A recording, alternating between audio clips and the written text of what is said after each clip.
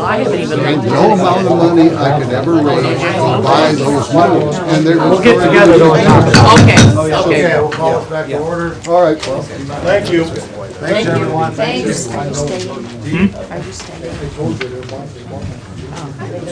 Yeah. Thank you. Thanks for coming in. Thank you all. Thank you all. Okay. Okay. We got an agenda here, so all right, the last item, we have two more items.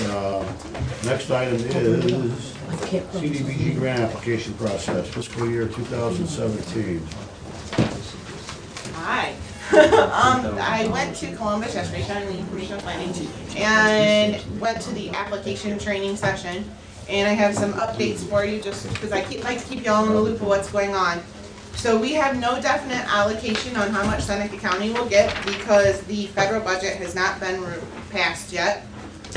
They are expecting it to be as proposed from 2016 will be the same for 2017's project year.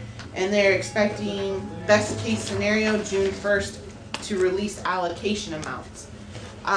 That's best case scenario. We weren't told to be excited about that. We were told to hope for that. Did find out that there's quite a bit more work involved now as compared to what there was starting January 1st. We actually have to do the second public hearing for the CDBG grant after the allocation announcement. So what we scheduled for a second public hearing will now be waived, and we will reschedule the second public hearing after allocations have been announced. And that's from the state to us, not us to our stakeholders or those that apply. We also have to do community surveys. So we've done the community development implementation strategy. We have the second meeting coming up here April 21st to do fixed priorities. It is imperative that community residents and citizens participate in this process. If citizens do not participate in this process, I have to issue community surveys, which means... Is there a number of citizens you need to have, and is it at that meeting? The more the better. We need community representation and citizen participation. What does that mean? The next meeting is April 21st at Sentinel Vocational Center, 9 to 1. This is a matter of we will have to put out surveys on whatever means possible, whether it's on our website, whether it's mailing out surveys, whether it's holding another meeting to survey community members. They didn't give us a minimum number. They told us it's imperative you show that you've reached out to the community and you've tried to get them to survey what they feel are the priorities in your entitlement or your allocation area. Because they do not want the government representatives choosing the priorities, because the funds are to benefit our constituents. So they want us to show it. We have to show the plan and how we did it. So that's another major hiccup in the move. Not as bad as I thought it could be, but it's still another hiccup that we have to get through. So you will be seeing more meetings coming as well. They did give us a list of how many projects you could expect to do if you're awarded, so I can just give you that idea. So if our allocation is between $150,000 and $224,499, then the max projects we could probably do is 4. If we receive $225,000 to $299,999, the max would probably be 5. And if we receive an allocation of $300,000 or more, it's potentially 6 projects. That does not count towards any set-asides. Remember, there are set-aside programs that we can do, critical infrastructure, the downtown revitalization and neighborhood revitalization. Those are completely separate set-asides that we can go through. Those are animals of themselves. So we did go over that. We talked about the income surveys and your ACS requirements, the American Census surveys, and doing income surveys. The only place in Seneca County we do not have to do an income survey is the Village of Bloomfield. It's the only place. Everywhere else that we would be doing a proposed project has to have an income survey. So those surveys are going out when? Everyone is different. We have Hopewell Township has issued communication to their residents for their service area. It's not the whole township, but it's a service area, that they will be requesting the surveys, and they've sent they're getting ready to send those out. I believe the village in New Riggle has issued their notice that they're going to be doing the surveys, and they're getting ready to send those out. The New Riggle Sewer District, we have sent out the surveys, and we're requesting those back. The CSB building, we will be doing surveys there, probably next week they will be issued. But the surveys are due back into our office before we submit the formal application to the state.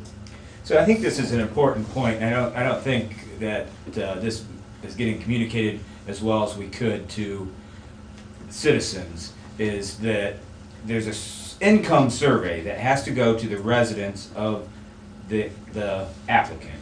Mhm. And that income survey is confidential. Yes, It goes to your office, comes back to regional planning. regional planning, completely confidential. Correct. And if they don't do it, they're jeopardizing their ability to apply for tax money to bring back to their community. Correct, they're jeopardizing a project. Very key thing to remember is that with the income surveys, they are being issued by your representative local government, whether that's your township, your village, your city, your county, or regional planning itself. Those are being issued by them. They are not coming back to them, except to regional planning. Right. When it comes back to regional planning, it's myself or our planning and administrative assistant who will be compiling the information. It will be held in a very confidential manner. Your name is, citizens' names are not on the surveys, it's just an address. And I know we can tie names to address, but that's not what we do in our office. We do it strictly by address. And then it is filed confidentially and locked up and saved. It goes into a formal report, but it doesn't have your address on the formal report. It's a compilation of all the required information that has to go to the state. And we then hold it for the required period of time. And they're Without those funds, without those surveys, we could jeopardize losing hundreds of thousands of dollars for our county. And there's been communities that haven't got the threshold surveys done, and so they have not been eligible to apply for, That is correct. right? Yes, and the income surveys are good for 5 years, so we do the income survey now and get it done, and in 2 more years when maybe the Village of New Riggle has to apply again, they don't have to do the income survey again. Right. But Gotta get it in the books. yeah, we gotta get it in the books, let's get it Yeah. rolling. And, you know, your project may not be approved, but the income survey is there for the next time around. Right. It is imperative to understand the importance of an income survey, because without those income surveys, we are saying that our county or our service area is above 51% of low to moderate income. And if you look at the American Census Survey, Seneca County is rated above 51%. We're not low to moderate income, per the American Census Survey. We also know we have block areas and we have service areas that are low to moderate income, and it's not reflecting that. And we need to reflect that so we can receive the funds to help those families Yeah. and those areas. And you've done all the trainings for the individual groups who need to do those surveys. Regional Planning's provided training for them. We provided a group training, and those who could not attend the group training have actually come to our office and got one-on-one assistance. And we're doing everything in our power to help facilitate those get that done. I mean, it's been a nonstop doing that. Question back on your citizen participation that you need to show. Yes. So the second CDIS planning meeting on the 21st at Sentinel, that would qualify if they come to that. Is there a location on Regional Planning's website somewhere that if they're reading about this in the newspaper and they want to sign up to come because they want to help us make sure we get citizens, if they're available to participate, where they can get all that detail and register? We do not have that on our website at this time. That's a good idea. We can put it there, but I would definitely recommend they can call our office, and it's 419-443-7936, and speak to Jennifer or myself, and we will have you come, and you don't even have to pre-register really for the meeting. You And can you- just show up if you want. And you can hold other ways of gathering citizen input, being available at a public place or something that, to prevent you from having to go through doing, what'd you say would have to be a, multiple meetings Multiple and meetings. surveys, and we could put surveys out in multiple places. We can put them on a website, we can put them on Facebook, we can put them out to the community. As we do that, I think we're going to be making it known through the newspaper and on the radio and every way we possibly can. Coming here every week to remind people that we need them to participate is another way to do that. So every outlet that we can exhaust, we will probably have to exhaust, because in the end, the people who are being represented may not be being represented totally. If it's just the 3 commissioners and 2 mayors and a couple nonprofits who come to the meetings, then they're representing their needs. They're not representing everybody because they didn't hear everybody's concerns. And there could be Jane Smith who lives in West Lodi who has a totally different, viewpoint on what her concerns would be for using the CDBG grant. And we never heard Jane Smith's concerns, and we're required to hear those concerns. is there a tool already together that they provided you that is printed already? No. No. We have to do all of that ourselves. We will do that. Okay, Any other thank you. questions? Thanks. Any other questions? All right, I guess this would be old or new business, I'm not sure. The wind project, Representative Reineke called this morning. He is proposing an amendment that would allow for less restrictive regulation as it applies to erecting turbines. The regulation originally was better for the wind folks. Some legislation was introduced by Steve Faber, who was president of the Senate, that made it more restrictive. I don't remember the exact numbers, but in Seneca County, at least one of the townships, the number went from, do you remember those numbers? Jim? Yeah, there's a map here. It looks to me to be about 38 or 40. You probably can't see these dots here, down to 6 potential turbine sites under new legislation. So the way the legislation was in a lot of states and a lot of counties, it would allow 38. The new legislation in Ohio would only allow 6, which makes it unfeasible for the wind companies to construct them. We have always been welcoming of these folks, and we'd like to support Representative Reineke's proposal. His proposal is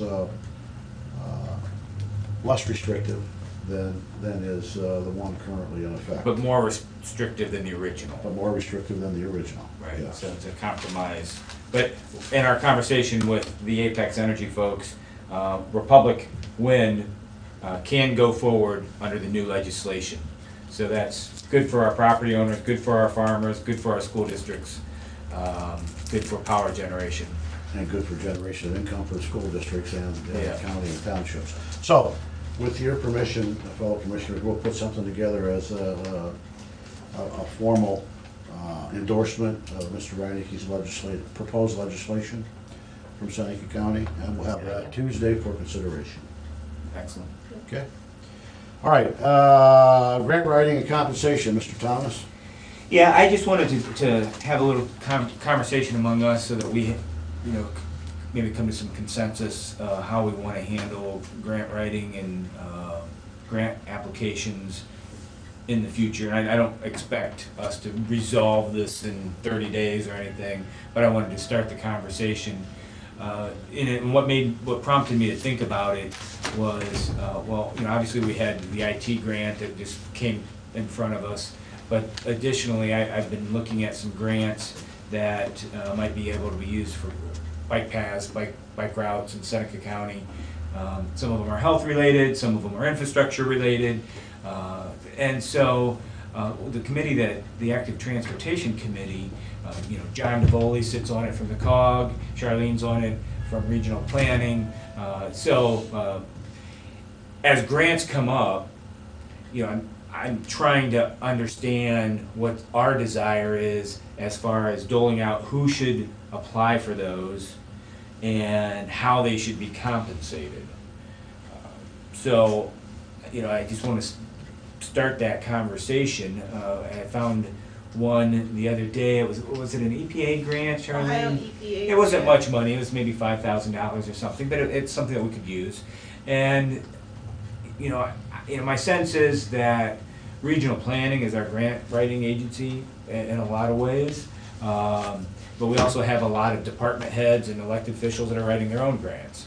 So I'm just trying to, get the conversation started there and have, see if there's some consensus, or if we want to look at it deeper, or, just do it as a one grant at a time process. Well, let's go back from a historical standpoint, see if we can make any sense of this. Did we have a grant writer for the county in the past? Have we had somebody specifically who was a grant writer? We did have a specifics grant writer at one point. I'm trying to remember her name. Gail? Gay Merrifield. Gay. Which was in regional planning. And why did we Which decide as a county not to do that? I think she had found another position, and then regional planning itself, without a specific grant writer, took over the grants. But yet there's been some conversation amongst regional planning board that that entity is not a grant writing entity, it has other purposes.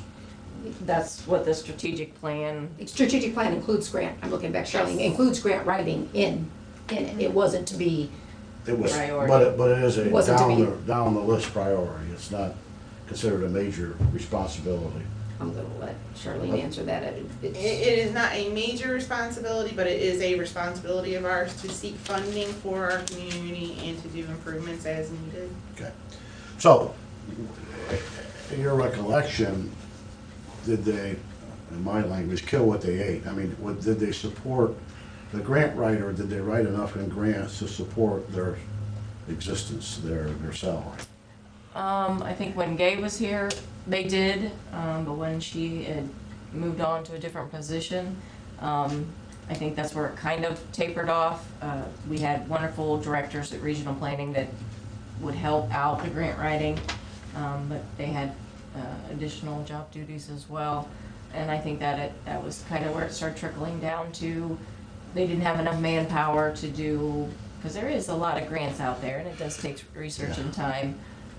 So some departments just have taken amongst themselves to try to get grants, but they probably don't know what's all out there. They only. and there's probably a number of them that they get directly sent the information on, like we did, this opportunity, Right. because they qualify and they want applicants and.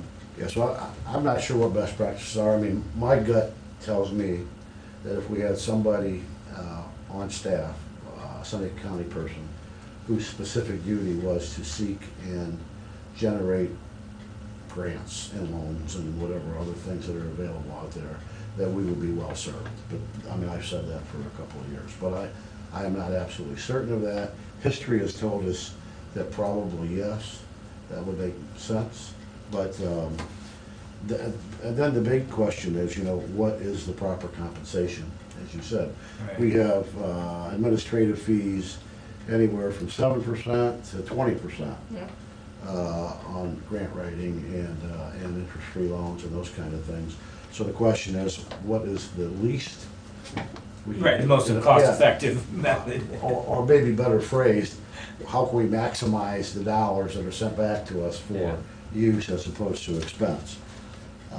So, And I'd like to, further say that, some of the department heads, like Ken, he got a $336,000 grant, and we don't have any incentive in place for him to do that. He got no administrative fees. Yeah, I mean, that's something that we might want to consider at some point, that there's, maybe 2.5% that goes into their salary line or something, to give them incentive to look. I mean, I know they're getting paid as employees, but there's not incentive. I mean, I think it's just something worth But considering. But as public employees, then you get that whole taxable fringe thing, all that stuff, so. Well, I don't The fact think- of them being, if Right. I mean, as they are being the managers, they're the leadership of those organizations, that serves them well, and their visionary plans they may have, depending on the department and so forth, to manage and work through that, but back Yeah, I don't to, disagree, I mean, that's, when Gabe was doing it, it was under regional planning, and if we had a person that just did that, like I said, that might be the grand plan, but the cost prohibitive of that, but utilizing maybe if the department's not gonna do it themselves, regional planning as the first step go-to. And if at that point they're overloaded and they've got, other stuff they're doing and 15 grants they're doing they're gonna have to say, Right. we can, but it's limited time, so maybe you're gonna have to do something else. It just would be nice if that was kind of the first go-to before turning them over to other groups that might wanna become grant ready. I mean, the COG has done some grant for us. In that time, we didn't have regional planning actively working at those things. We kind of were going through repeated growing years a couple of times. But now as regional planning is getting more established, maybe that's going to When Might not be the Roxanne case. was hired, the previous director for regional planning, she was hired in with an incentive for grants that they enticed her, and that was a negotiated cost, that it was an additional, it was a not to exceed, it was like and I don't remember the percentage, I'd have to look it up, but there was a percentage that she would get for any additional new grants, not like CDBG where it's a reoccurring grant or something like that, but that was a. And how many did we get? Well, that's different. Who structured the If we got incentive? one more, we got one. But I mean, that goes back to what Shane was saying about, compensating some of these departments that they're not grant writers, but they're doing it. I mean, the sheriff's Sheriff's office another is example. done wonderful at getting many grants for his department that saves the county money, and, they don't get the. And I know at the get university level, that's what they do, is they write in some administrative, that goes into a salary line. I don't know if that's the way we wanna go, but I know that model is out there at the university level, state university level. Well, I think that's right. I mean, the healthy self-interest, I think that the distinction here that we have to make certain that we make is that we're not proposing that if Ken wrote a grant, that he get 2.5% in his personal pocket. No. We're talking about that his department, Yeah. emergency management services, would get that money in their general fund or in their Yeah, I- salary line or wherever it might be. So that in turn lessens what the county has to allocate for that specific department over the years.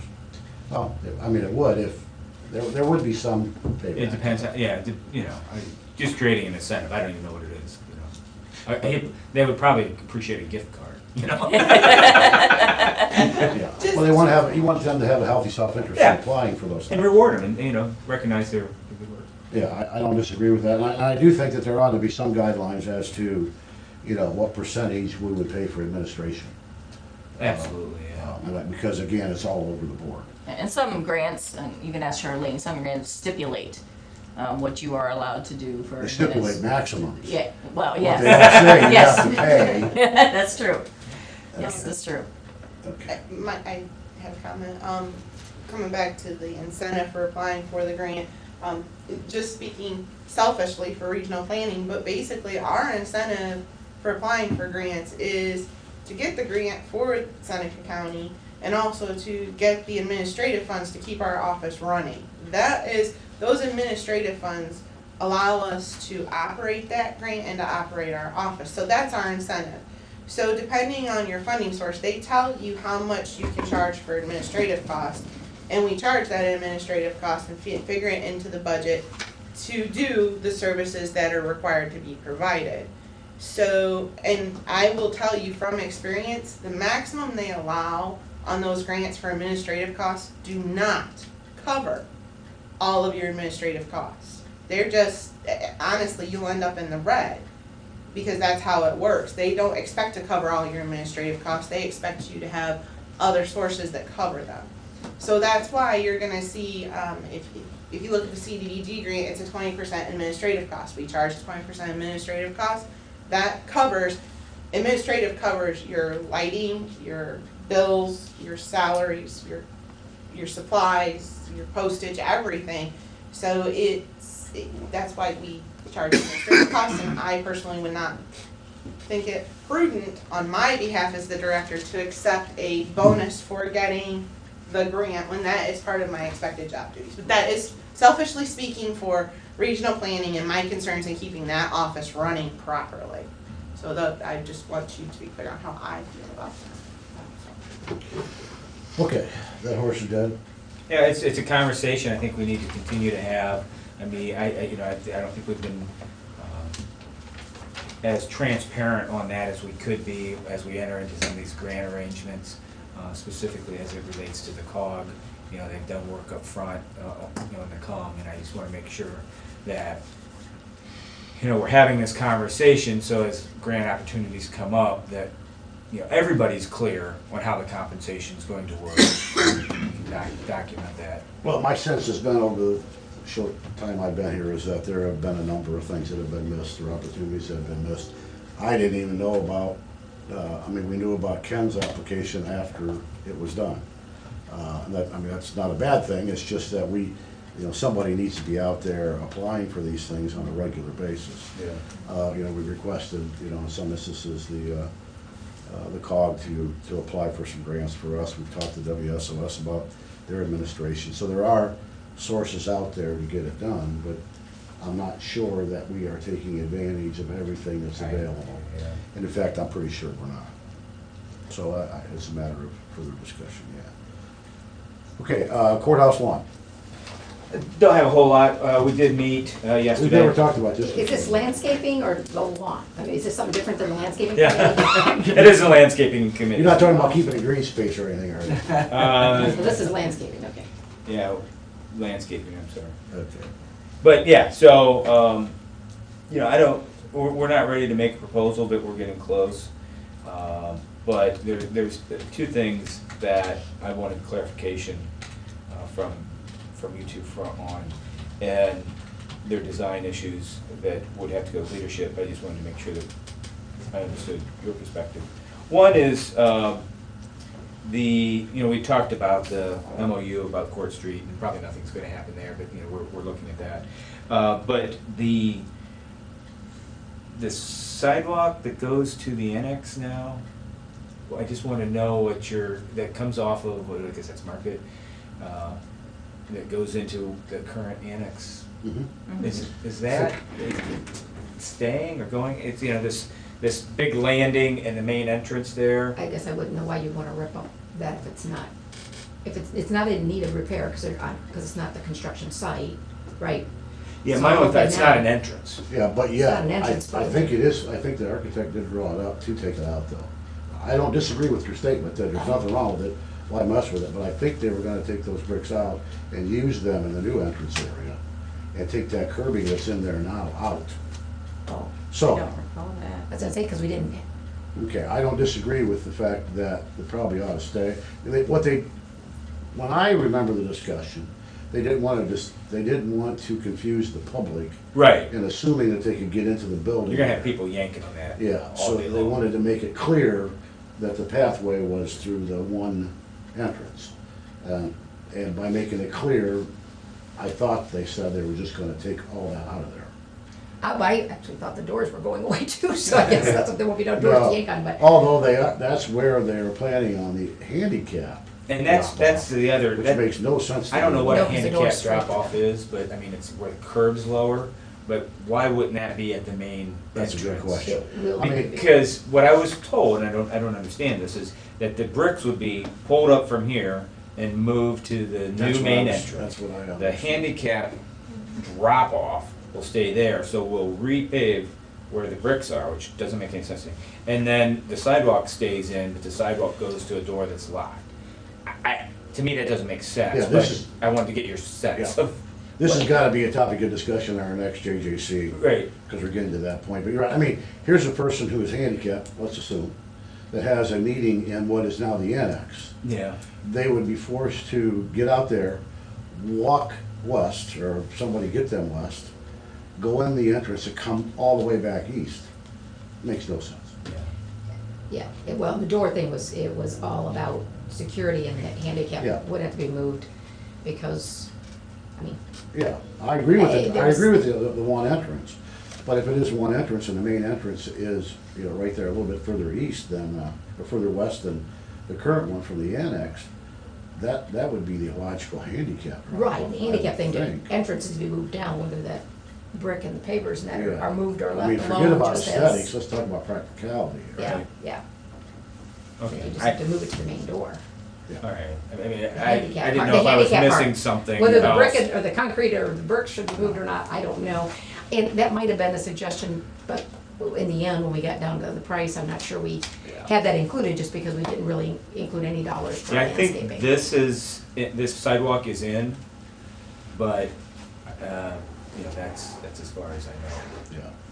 So I just wanted to see if there was any other understanding before we get a final plan. Yeah, and actually besides that, you're eliminating one, maybe two parking places by allowing that a handicap accessibility area, because you're talking about people there dropping people off and then moving on.